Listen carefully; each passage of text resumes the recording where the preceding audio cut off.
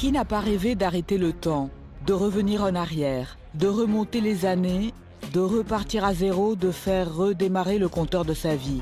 Qui n'a pas souhaité retrouver sa jeunesse, la beauté de ses 20 ans, son visage lisse et son corps plein d'allant? En cherchant comment ralentir les effets de l'âge, j'ai découvert un marché de 4 milliards d'euros, où le meilleur côtoie le pire, où la beauté et la jeunesse sont des produits de consommation que tout le monde veut s'offrir, où désormais on est prêt à payer cher pour s'interdire de vieillir. Avoir la chance de pouvoir vieillir, c'est déjà pas mal. Mais toute l'idée, c'est est-ce qu'on a envie d'y aller en TGV ou est-ce qu'on prend son temps? Moi, j'ai une clientèle de femmes en général actives, mères, grand-mères, et qui veulent juste bien vieillir, c'est-à-dire vieillir le plus joliment possible. Je dépenserai autant qu'il le faudra pour arriver au corps dont je rêve. Moi, je pense qu'il ne faut absolument pas avoir un jugement moral là-dessus. Ici, les gens veulent paraître beaux. Les hommes comme les femmes veulent paraître beaux.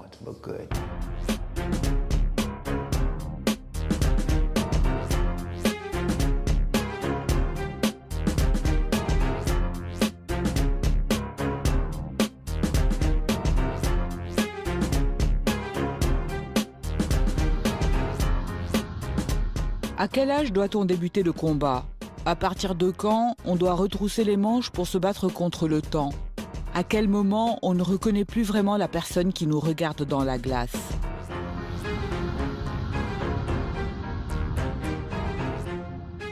Donc ça, c'est une photo qui a été prise quand je suis rentrée au journal Elle, quasiment. Donc c'est en 97, donc ça fait 15 ans. Donc là, c'est plus pareil. Là, c'est quand même moins net. Pourtant, là, je suis intervenue, mais c'est un peu moins net. Ça va, quoi. C'est pas non plus la débandade, mais c'est pas tout à fait pareil. Bon, bah voilà, quoi. Alors là, c'est un document encore plus ancien. Ça, c'est Voyage de noces. Ça, c'est 90. Alors, le seul truc que je trouve mieux par rapport à l'époque, c'est que là, c'est quand même un peu plus creusé. Avec le temps, on s'émacie un peu. Et ça, c'est pas mal, parce que j'avais le visage quand même très, très rond. Voilà, en revanche, évidemment, le front, c'était mieux. Bon, ça va, hein, c'est pas non plus catastrophique. C'est là, quoi, c'est là. Le plus révélateur, c'est pas devant son miroir, c'est en photo. Ouais, là, ça vous saute aux yeux. C'est-à-dire que c'est comme si on se disait, il y a une petite vieille qui est en train de prendre possession de mon corps, est-ce que je la laisse s'installer ou est-ce que je dis de dégager, de repasser dans 10 ans? On a un sentiment tout d'un coup, on se dit, mais pourquoi est-ce que dans ma tête, j'ai l'impression de ne pas avoir cet âge-là et pourquoi soudain, j'ai cette tête qui me semble ne plus correspondre avec la façon dont je suis à l'intérieur.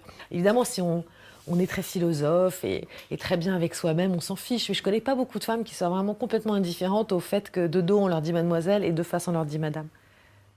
Le corps, je suis contente parce que ça n'a pas trop bougé. Comme je suis bien gardée d'allaiter, c'est toujours à peu près en place. Pour le corps, tout va bien. Avec leur hygiène de vie et le sport qu'elles pratiquent, les cadras d'aujourd'hui n'ont plus la même silhouette que leurs aînés à leur âge. La fille qui est contente d'elle-même, je suis superbe. Par contre, comment faire avec ce visage qui vous fuit? Il y a évidemment 1 million de moyens de se sentir mieux dans son âge. Moi, personnellement, je ne suis jamais allée chez un psy parce que je me dis que si je m'allonge, je ne me relèverai pas. Mais je vais chez mon médecin esthétique à qui j'ai offert, je pense, un plongeoir en bois des îles pour sa piscine déjà et c'est pas fini. Nous sommes des millions de candidats à la jeunesse, hommes et femmes à qui il est déconseillé de vieillir. Et la vie nous le signifie parfois brutalement.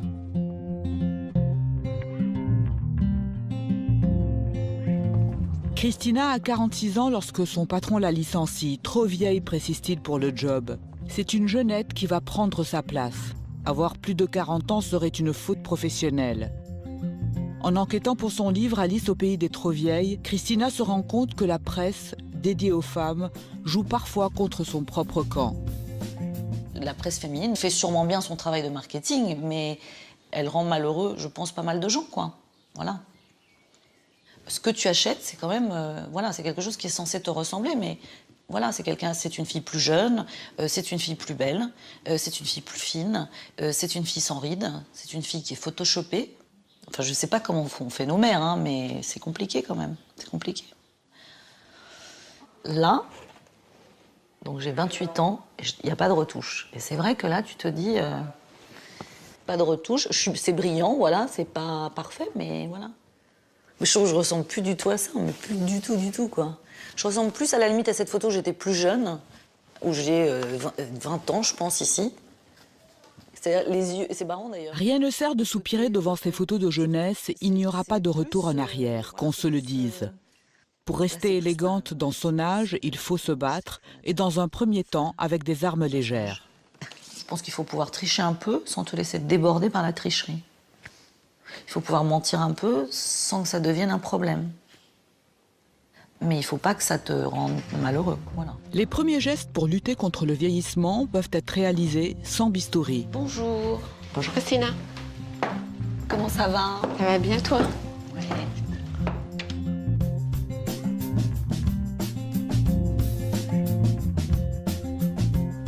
On avait fait les tempes au mois de janvier. C'est bien ça. C'est super. Ça t'ouvre le regard. Ça, c'est très très bien. Ça, on touche pas, t'es tranquille pour au moins 2 ans. Ah, c'est cool.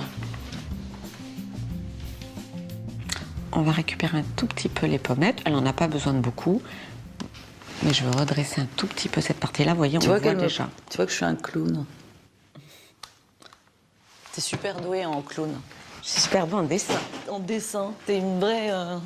Ici, pas question de chirurgie lourde, mais des gestes doux pour combler les creux du visage et les rides qui donnent l'air fatigué.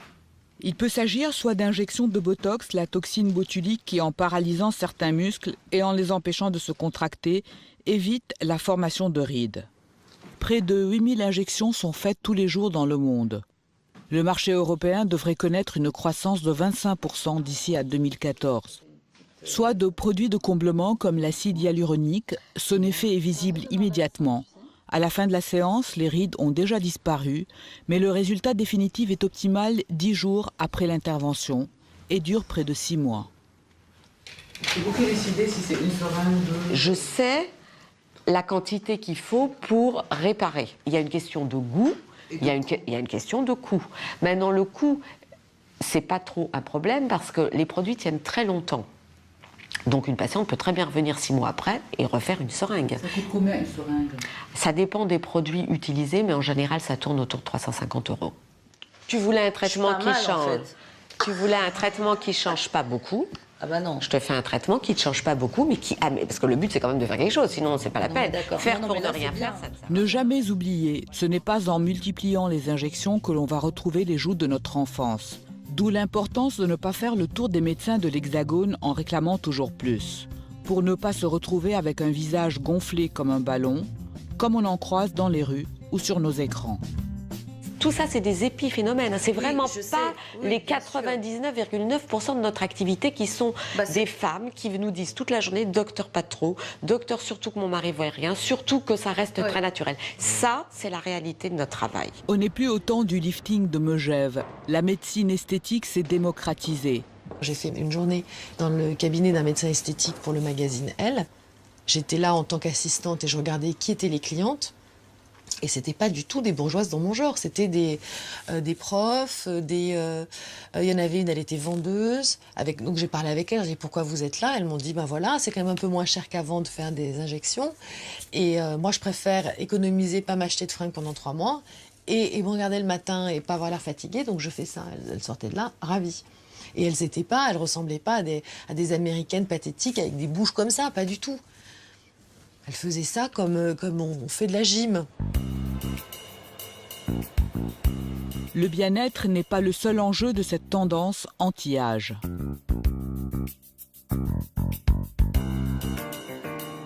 De plus en plus de gens déclarent et avouent aller voir le chirurgien esthétique pour des raisons professionnelles. Ça, c'est absolument certain. C'est même un phénomène intéressant de constater que de plus en plus de gens le disent clairement, ne disent plus, comme c'était souvent le cas dans le passé, « Oh oui, c'est pour me sentir moi-même mieux quand je me regarde dans la glace ». Donc les gens maintenant ont intégré le fait que les critères de jugement pour accéder à un emploi ou garder son job, c'est aussi vos kilos en trop ou... votre apparence en général, et du coup, les gens le savent de plus en plus, et ils vont même, évidemment, utiliser la chirurgie esthétique pour ça. Il y a un deuxième enjeu, c'est que les hommes comme les femmes sont dans des couples qui se font et qui se défont. Il y a des familles recomposées, des gens qui, dans leur vie, ont 2, 3, 4 unions, c'est beaucoup. Hein. Et donc, on a des individus qui sont un peu tout le temps sur le marché.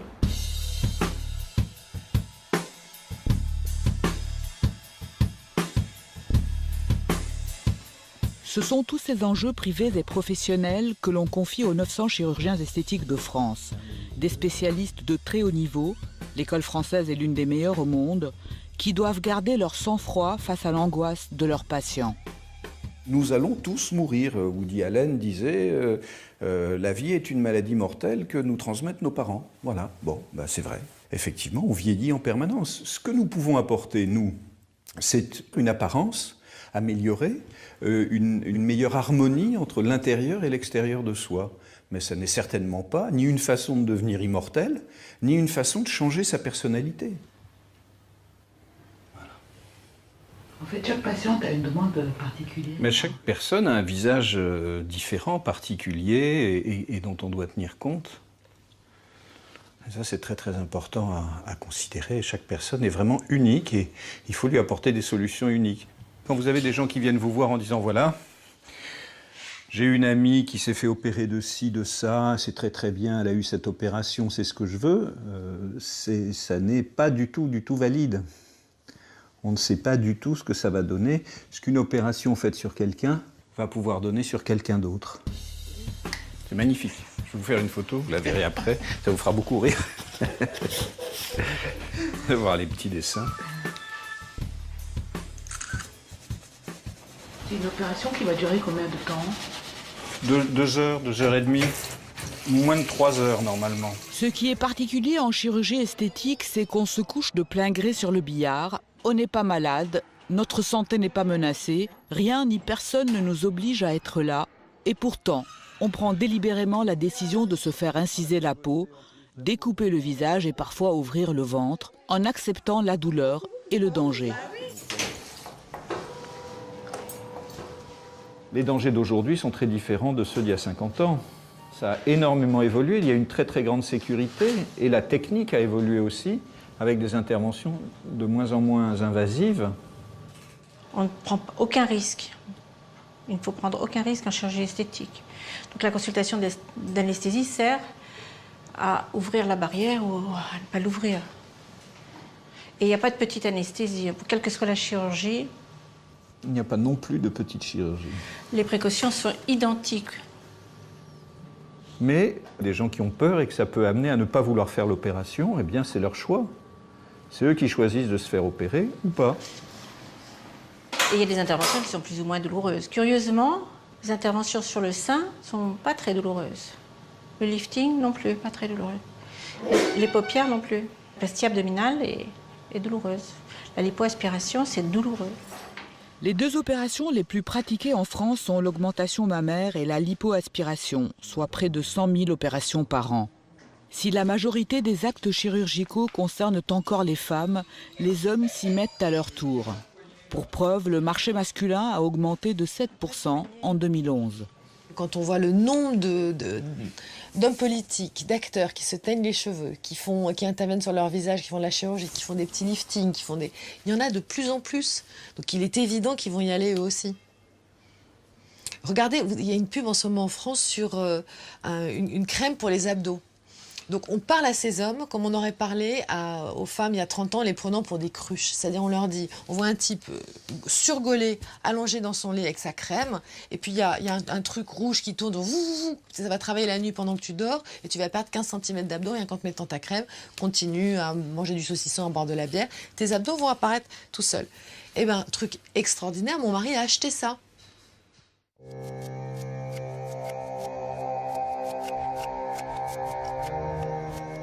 Une des nouvelles tendances masculines, c'est l'opération du sexe. En France, on en réalise près de 1400 par an. L'intervention n'est pas particulièrement compliquée, il s'agit de prélever de la graisse d'un endroit du corps du patient pour la réinjecter autour du sexe afin d'augmenter ses mensurations. Mais avant de décider d'opérer un patient, le docteur Abraham le rencontre à plusieurs reprises pour comprendre ses motivations. Il Il y a des sportifs, footballeurs, rugbymen, ou tout simplement des gens qui font de la gym dans des clubs, qui sont amenés à se déshabiller dans les vestiaires, à prendre des douches en commun, et qui ne vont jamais oser aller à la piscine parce qu'ils ont un slip moulant, et qui laissent évidemment deviner toutes les formes, et qui se sentent diminués par un sexe qui est souvent dans les normes habituelles, mais légèrement inférieures. Et généralement, quand cette idée est ancrée dans l'esprit d'un homme, rien ne va réussir à les libérer de cette idée. Alors, il y a d'autres hommes qui viennent parce qu'ils ont de réels problèmes de couple, soit ils sont en couple, soit ils ne le sont pas, mais à chaque nouvelle rencontre ou à chaque possibilité de nouvelle rencontre, ils cherchent à éviter le rapport sexuel parce qu'ils se sentent dévalorisés dès lors qu'ils s'affichent dans leur nudité avec leur nouvelle partenaire. Alors pour ce patient, je vais faire une augmentation de la taille de la verge en largeur. C'est une intervention qui est permanente et définitive passé la phase de cicatrisation. C'est une intervention purement esthétique. On n'améliore pas, mais on n'empire pas les performances sexuelles du patient qui aura le même plaisir, le même désir, la même libido, les mêmes érections, les mêmes éjaculations. Les soins esthétiques ne sont pas pris en charge par les organismes de protection sociale. Les prix varient selon le médecin, la clinique et la région. Pour les paupières, cela peut aller de 2 500 à 6 000 euros.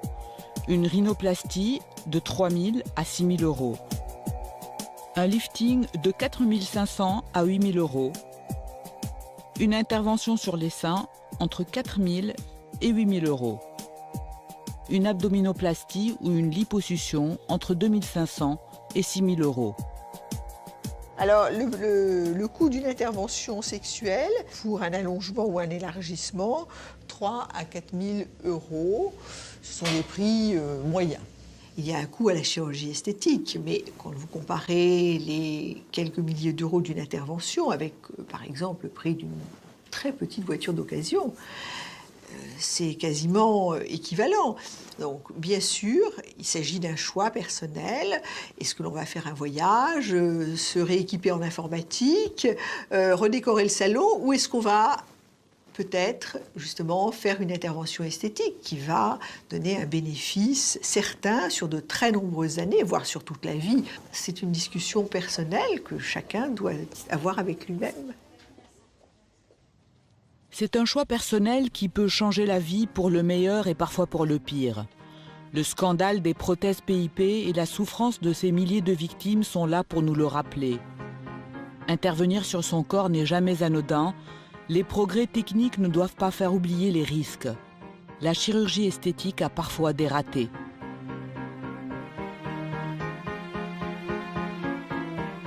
Léa a 50 ans et 10 kilos de trop depuis son licenciement et sa dépression.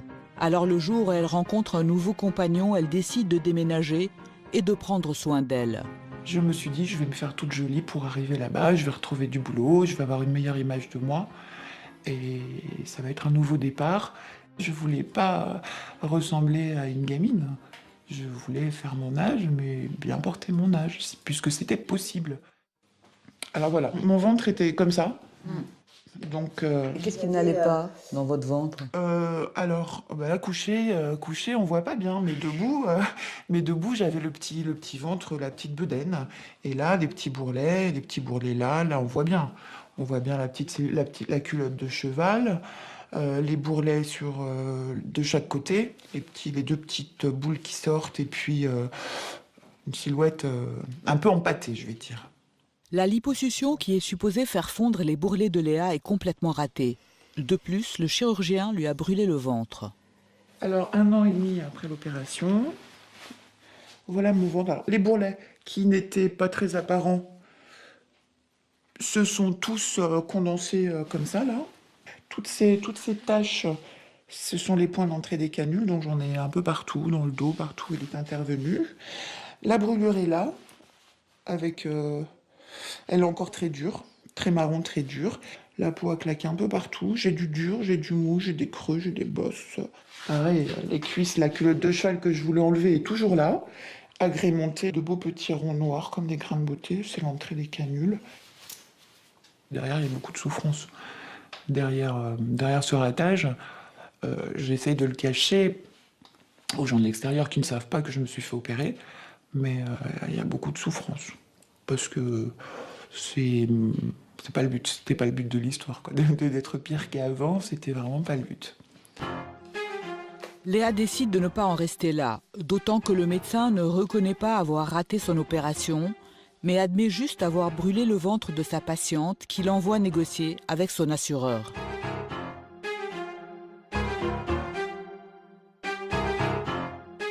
Léa se tourne alors vers l'avocat d'une association de victimes.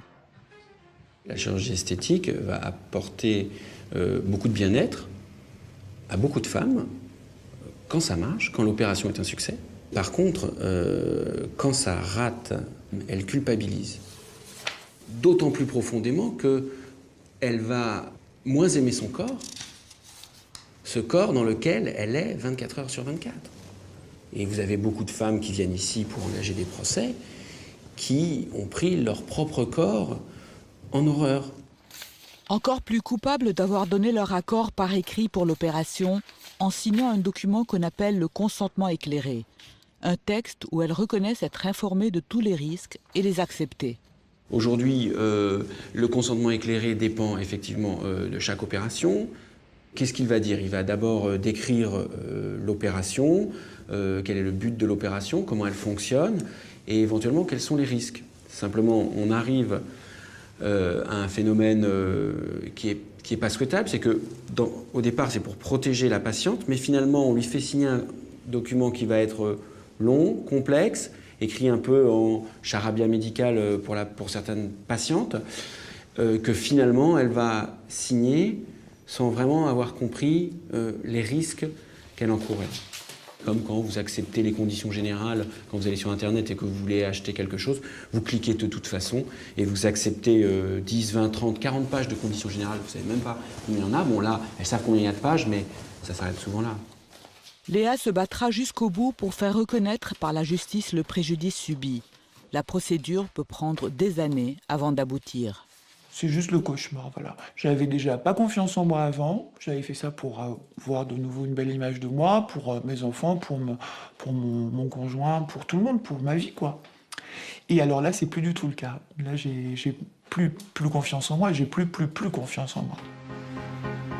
D'autres victimes auront moins de chance dans leur malheur.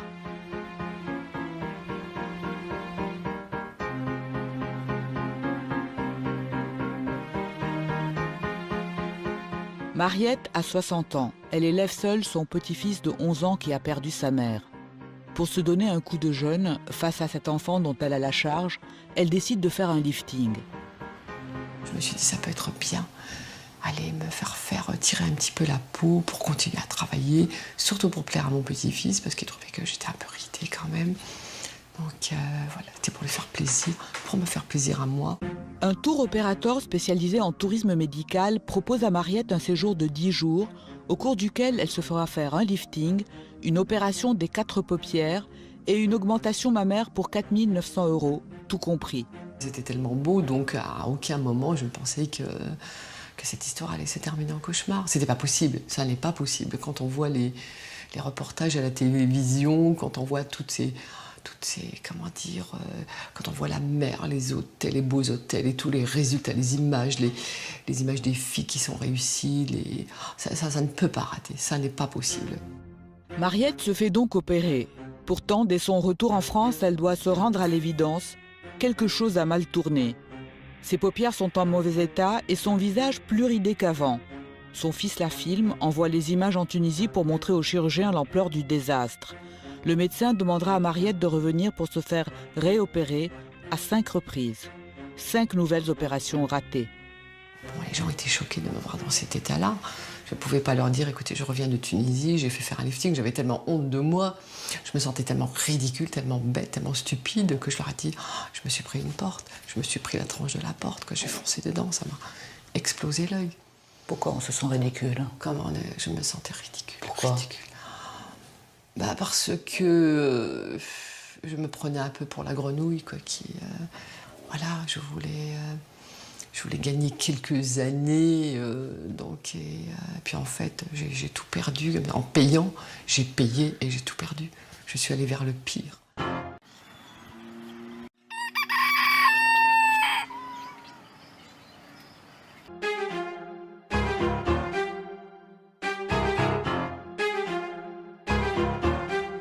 Muriel Bessis a fondé l'association de victimes L'Arche après avoir subi plusieurs interventions esthétiques ratées. C'est vers elle que s'est tournée Mariette après ses déboires en Tunisie.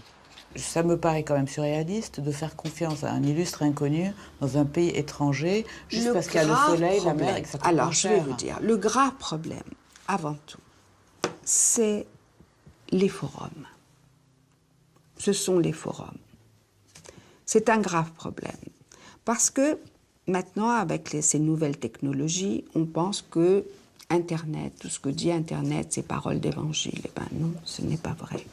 Que sur ces forums, il y a des rabatteurs. Et je vais le faire encore avec le point. N'allez pas sur les forums, nom d'un chien. Il n'y a que des rabatteurs. Ces pays-là où on propose la chirurgie esthétique, c'est magnifique, il faut y aller. Les plages sont magnifiques, mais il ne faut pas confondre chirurgie et tourisme. Avant, on ne peut pas faire du tourisme avant l'intervention. Et après, encore moins. Or, je m'aperçois que des chirurgiens osent opérer, faire des opérations multiples, c'est-à-dire un lifting, des seins, une plastie mammaire, qui est une opération lourde, une plastie abdominale, qui est une opération lourde. 3 interventions en même temps, c'est aberrant. Aucun chirurgien au monde ne ferait une chose pareille, sachant que sa patiente repart dans 3 ou même 5 jours. Ce n'est pas possible. Il faut que ça change. Je ne demandais pas grand-chose, je ne voulais pas avoir l'air d'une mimo, je voulais juste avoir les traits un petit peu plus lisses, un peu plus reposés. Donc là, voilà, je suis outrée qu'on puisse faire ça, qu'on puisse gâcher la vie aux gens comme ça, des femmes qui comptent sur eux, qui mettent leur vie entre leurs mains. C'est un petit peu ça, on met notre vie dans leurs mains. En plus de leur vie gâchée, les victimes de ratés esthétiques doivent faire face au regard de la société qui n'est pas tendre avec celles qui cherchent à rajeunir. Les femmes qui interviennent sur leur visage, qui font de la médecine esthétique, je trouve, sont très cruellement regardées par les autres, surtout par les plus jeunes. On entend souvent de telle actrice qui a fait des trucs à son visage, elle est pathétique, elle est moche, pourquoi elle fait ça, c'est superficiel, elle est... Voilà. Alors que, est-ce qu'on reprocherait à une fille de 20 ans d'arranger son acné ou de porter un appareil dentaire? Jamais. En revanche, la ride, il faut la supporter. C'est vraiment vis avec ta disgrâce parce que sans ça, tu es une femme superficielle et tu ne mérites pas, tu n'as pas de valeur. Si en France, on s'autorise à ricaner face à ceux qui cherchent à modifier leur apparence, au Brésil, c'est tout le contraire. Dans ce pays de 190 millions d'habitants, la chirurgie esthétique s'exhibe. Contrairement à la France, pas de regard moralisateur. Le pays regroupe plusieurs ethnies, on est donc habitué à la différence. Le corps n'est pas camouflé toute l'année dans un imperméable gris et courbé sous la pluie, mais exposé à l'air marin, expansif, généreux, que ses courbes et ses formes soient d'origine ou pas.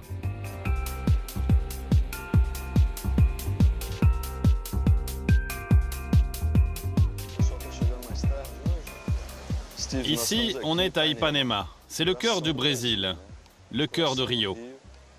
C'est ici que tout se passe. Toutes les nouvelles tendances. La mode, les comportements, l'image, la musique, tout part d'ici. Le Brésil vit un boom économique.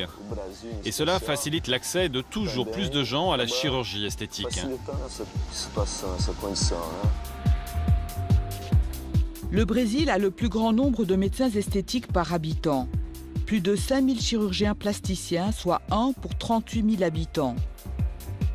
Ici, comme dans la plupart des pays, la lipoaspiration et l'augmentation mammaire occupent le haut du podium.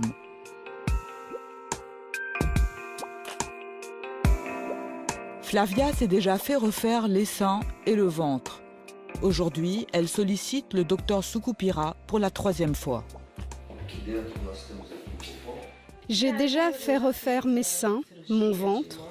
J'ai beaucoup aimé ces interventions sur mon corps, mais il manque un petit quelque chose sur mes fesses. On a 2 modèles de prothèses ici. Une ronde et une ovale. Ces 2 modèles doivent être implantés chacun dans une position bien particulière. Pour la position, c'est très simple, on met ça ici sur les fesses. Ça se met comme ça sur les côtés pour remplir les irrégularités du corps. Ici, là, on va faire une incision et on va mettre la prothèse sous les muscles.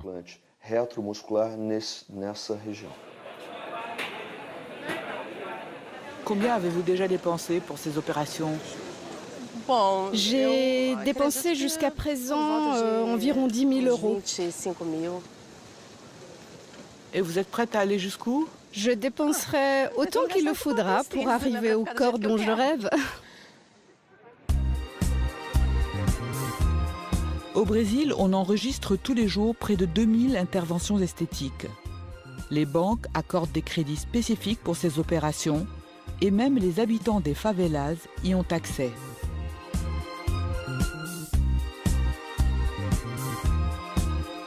Diana habite ici dans la favela de la Cité de Dieu et ses 80 000 habitants. La jeune femme s'occupe de la cuisine et du ménage dans un centre culturel et social. J'aime bien mes seins, mais mes fesses c'est autre chose. Je n'ai jamais aimé mes fesses, d'autant plus que je fais de la danse et que dans ce milieu, il vaut mieux avoir de belles fesses rondes.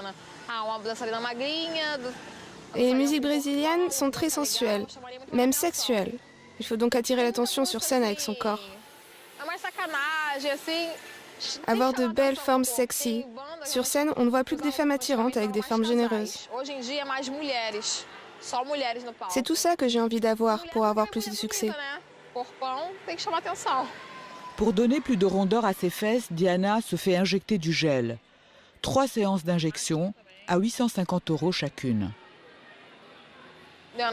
Une doctoresse est venue à la maison. Elle m'a fait une anesthésie locale. Elle a un cabinet privé, mais elle se déplace aussi à domicile. Pour moi, c'était mieux. Sinon, je devais aller à son cabinet, prendre le bus, rester debout dans le bus. Ça pouvait être douloureux. Donc elle est venue, elle m'a fait une anesthésie. Je n'ai rien vu, je ne voulais pas regarder, je n'ai pas vu l'aiguille. Je ne sais pas combien elle a fait d'injections, mais ce dont je me souviens, c'est que ça fait vraiment très mal, mais ça vaut la peine.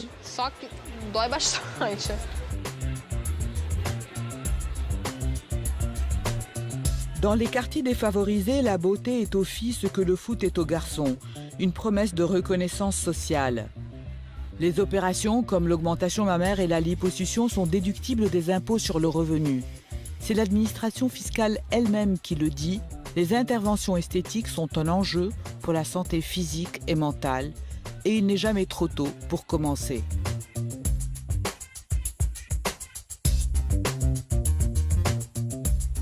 Lola a 15 ans et vit avec sa mère dans un quartier modeste à l'ouest de Rio. Tu sais, quand j'étais gamine, on me donnait plein de surnoms. Aujourd'hui, même mon petit ami rigole avec ça. C'est très gênant. Je veux être jolie en dessous de la ceinture. Encore les fesses. Décidément, la chirurgie esthétique est une affaire de culture. Il ne viendrait pas à l'idée d'une adolescente française de se faire grossir les fessiers. Pour Lola, c'est presque une évidence. En fait, je fais des petits boulots de mannequin et dans cette profession, il faut être maigre. Ce que je suis. Le problème, c'est que certains habits que je porte pour les défilés ne me vont pas très bien parce que je manque de fesses. Donc, j'ai envie de modifier ça en mettant de la silicone, quelque chose d'assez discret, des prothèses relativement petites. Pour l'instant, je veux juste modifier mes fesses. Plus tard, je changerai peut-être d'avis. Si je décidais de mettre plus de silicone, je le ferais par exemple dans les cuisses et puis dans les mollets. C'est ta mère qui t'a conseillé de faire ça? Oui, c'est ma mère. Tu trouves pas ça étrange? Non, on est comme des amis, tu sais, on parle de notre corps, elle me donne son avis sur mes vêtements et moi sur les siens. On est comme deux adolescentes. Le problème, c'est que je suis mineure, donc je ne sais pas si la loi me permet de faire cette chirurgie plastique. Pour le moment, c'est très flou. Je ne sais pas si avec l'autorisation des parents, c'est possible de mettre des prothèses de silicone.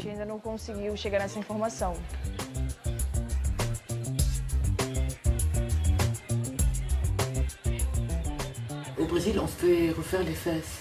Alors les fesses, là, pour le coup, je crois que c'est très douloureux parce qu'il faut rester allongé sur le ventre pendant très longtemps. Mais vous imaginez si ça pète les fesses, enfin si ça fuit dans les avions et tout, ça fera... Ça devient le cauchemar. Ça devient le cauchemar. Bon, on y viendra peut-être, hein, parce qu'on rigolait tout ça, le Botox est au début, puis c'est venu chez nous. Le lieu où toutes les tendances battent déjà leur plein, c'est ici, aux États-Unis. Le marché américain est le plus important du monde. Il affiche une santé insolente avec une croissance de 11% prévue pour les prochaines années. C'est dire qu'on est loin de la crise des subprimes. Los Angeles, c'est ici qu'a été tournée la fameuse série télé à succès Nip Tuck qui met en scène les aventures de deux chirurgiens esthétiques. Ici, remodeler son corps ou son visage est complètement entré dans les mœurs. Pas de culpabilité à avoir, on se fait du bien et on le dit.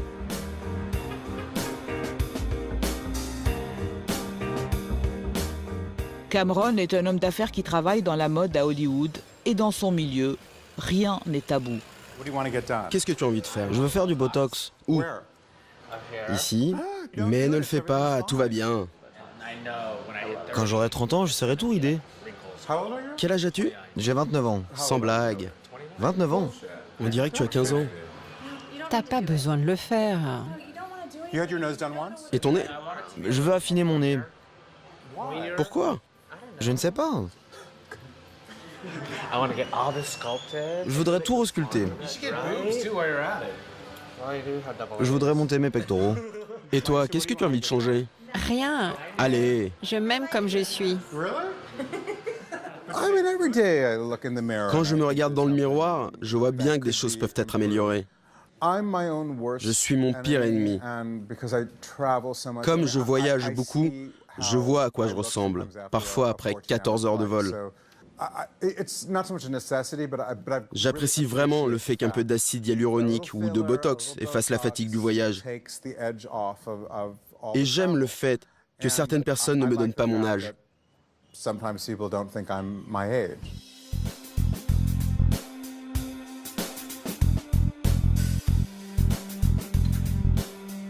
Le docteur Gabriel Chu a fondé l'une des cliniques les plus réputées de Beverly Hills. C'est là que Cameron vient entretenir sa jeunesse. Alors, qu'est-ce que vous allez me faire? C'est ce que j'allais vous demander. Je veux ressembler à un adolescent. Tu as un logiciel pour ça?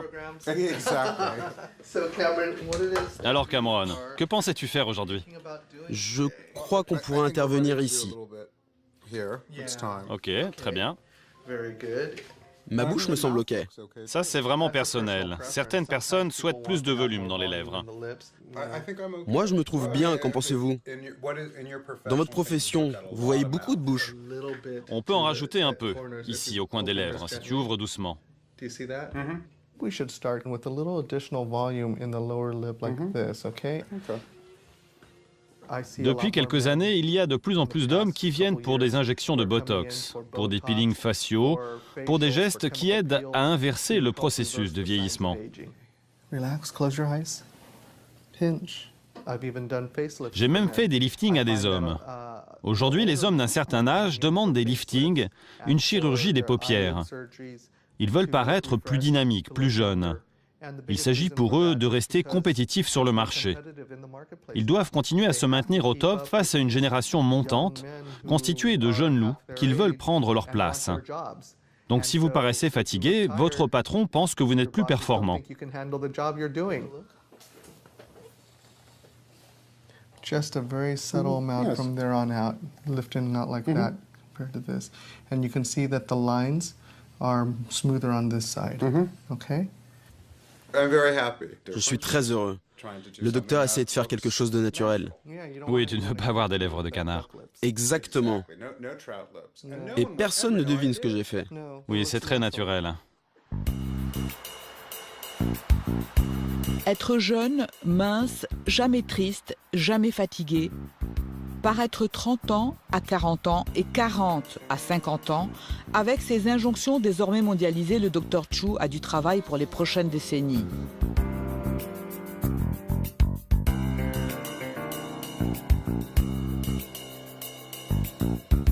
Les innovations des chirurgiens américains se multiplient. L'une des opérations en vogue est celle que Monica, 35 ans, s'apprête à subir. On appelle ça la Mummy Makeover, un lifting du corps quasi complet que les femmes sollicitent après leur grossesse. Après avoir accouché de mon premier fils, j'ai fait du sport et j'ai retrouvé ma taille. Après mon deuxième enfant, c'était très différent. Malgré l'entraînement, je n'ai pas minci et mes seins ne sont pas remontés.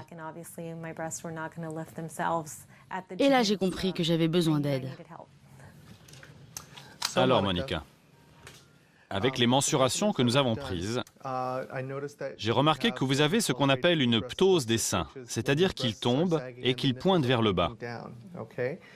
Au niveau du ventre, vous avez cette protubérance au milieu. Pour la faire disparaître, je vais rapprocher les muscles et les relier. Et vous allez retrouver un ventre plat.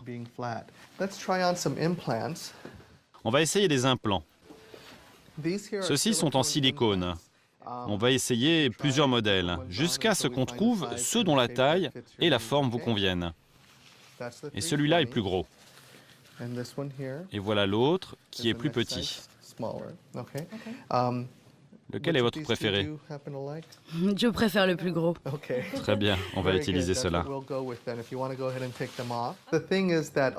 Toutes ces techniques opératoires sont pratiquées depuis longtemps, mais on les faisait séparément.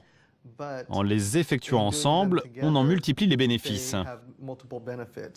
Si vous les faites séparément, vous avez des bénéfices isolés. Par exemple, un homme fait une liposuction des hanches ou une jeune femme fait une augmentation mammaire. Mais lorsque vous combinez ces interventions, les résultats sont beaucoup plus spectaculaires. Regardez ces exemples. Bon, vous n'êtes pas aussi grosse. On dirait qu'elle est enceinte. Oui, c'est vrai. Et la voici après. Waouh!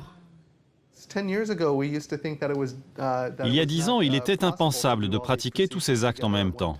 Aujourd'hui, on repousse les frontières du possible tout en étant certain que c'est sans danger.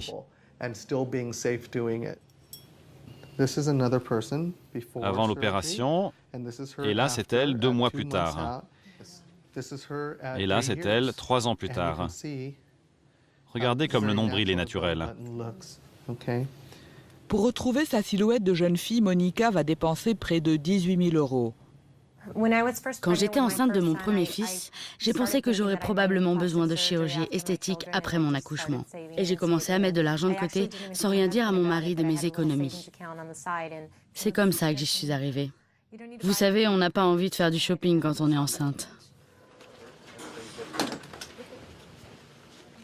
Monica devra rester plusieurs jours à l'hôpital après cette opération. Dans son entourage, seul son mari est au courant. Pas un mot aux enfants. En général, les enfants ne voient pas quand on fait quelque chose. Ils sont aussi paradoxaux parce qu'ils veulent que leur mère soit pas trop tapée. Souvent, ils ont des mots très durs envers les mamans ou les parents des copains qui sont un peu flagadas. Et en même temps, ils se sont fait des trucs, ils trouvent que c'est pas bien du tout, tout ça. Donc un jour, ils avaient vu que j'avais fait quelque chose et ils ont commencé à m'engueuler. Et donc j'ai fait cette chose très simple, je suis allée chercher une photo de Jane Fonda et une photo de Brigitte Bardot aujourd'hui. Je leur ai dit, elles sont nées la même année. Voilà. Vous voudriez que votre mère ressemble à quoi quand l'heure sera venue? Et ils m'ont dit, Jane Fonda, c'est quand même mieux. Eh ben voilà, alors laissez maman faire ses bêtises et dilapider vos plans épargne logement chez le médecin.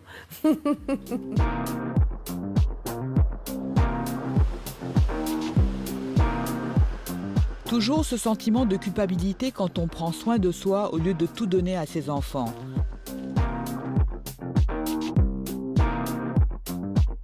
C'est décidément plus simple lorsqu'on est célibataire, comme Michael. Ce promoteur immobilier de 48 ans est déjà passé à plusieurs reprises sur le billard pour mieux correspondre à l'idée qu'il se fait de lui-même. La première fois que j'ai pensé modifier quelque chose en moi, j'avais 15 ou 16 ans. Je n'aimais pas mon profil, ni mon nez, ni mon menton. Je me suis fait opérer à cette époque-là. Et qu'est-ce que vous avez fait alors? J'ai fait refaire mon nez et mon menton qui étaient fuyants. On m'a fait un implant pour qu'il soit plus proéminent. En fait, c'est mon chirurgien qui m'a conseillé de le faire. Et il avait raison. Et qu'est-ce que vous avez envie de faire encore? J'aimerais avoir les yeux bleus. Il y a un chirurgien qui réalise cette opération. Il utilise un laser pour modifier la couleur de tes yeux et les fait passer de brun au bleu.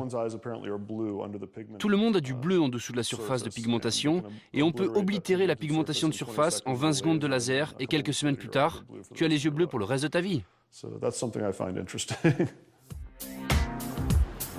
La prochaine opération de Michael se passera ici, au Sunset Medical Center.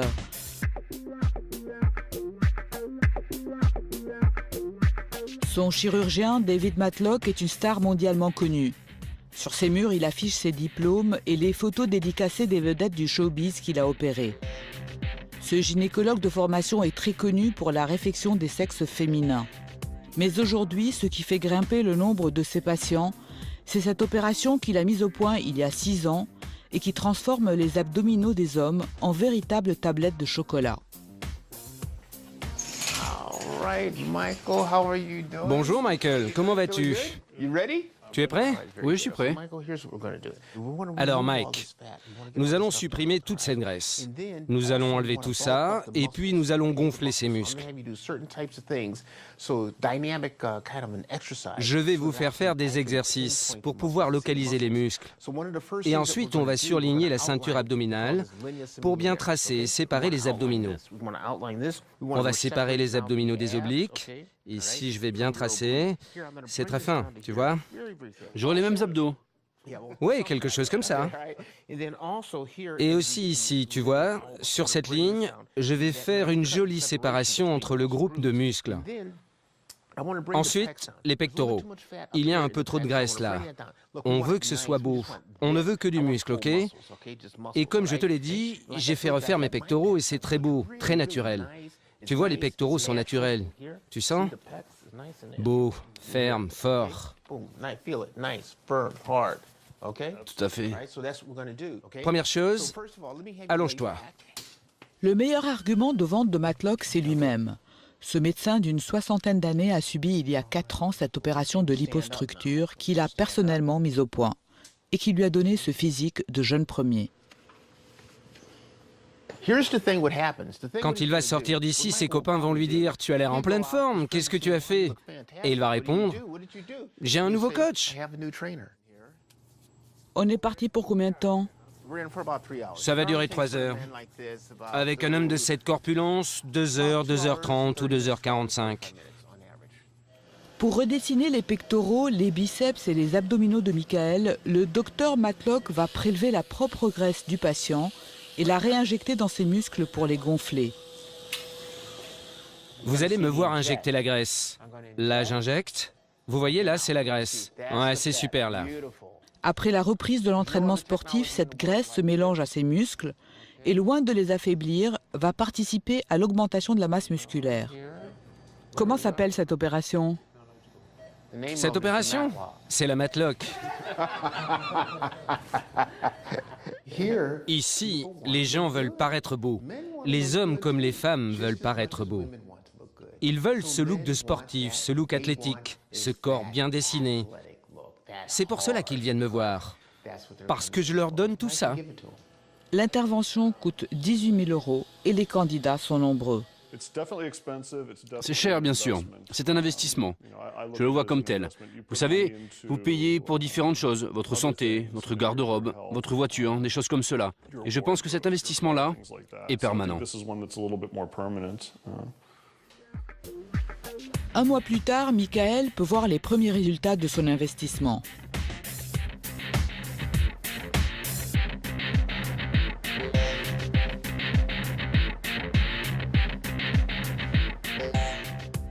Je suis très heureux. Le résultat est excellent. Vous ne pouvez pas obtenir ce résultat-là avec la gym. Le sport ne peut pas venir à bout de cette graisse-là, dans cette zone.